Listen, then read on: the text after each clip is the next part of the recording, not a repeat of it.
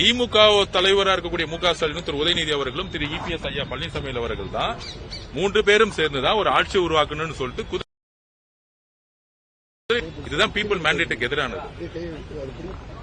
எங்க கிட்ட இந்த ஃபேக்ஷன்ஸ் வந்து புரட்சித் தலைவி அம்மா அவர்கள் புரட்சித் தலைவி எம்ஜிஆர் அவர்களுடைய கனவை நாங்கள் நிறைவேற்றணும், அதிமுக கட்சியை வந்து காப்பாற்றப்படணும்.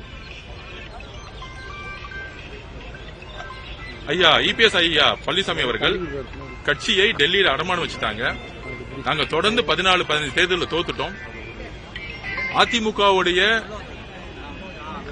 முன்னணி நிர்வாகிகளா இருக்கட்டும், அதிமுகவுடைய தொண்டர்களாகட்டும், ஏன் அதிமுக விரும்பிய மக்களாகட்டும், இந்த கடுமையான தோல்விக்கு திரு இபிஎஸ் ஐயா பழனிசாமி அவர்கள் தான் காரணம்னு அவருடைய நிலைப்பாடு காரணம்.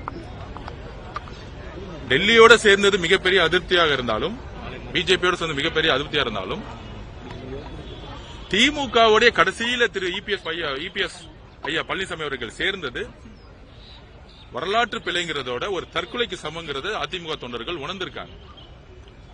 அப்ப அதிமுக நாங்க கட்சி ஆரம்பிக்கும் போதே எங்களோட தலைவர் வந்து சொல்லியிருக்காரு, புரட்சி தலைவர் அவர்களை எந்த அளவுக்கு விரும்புறாருன்னு.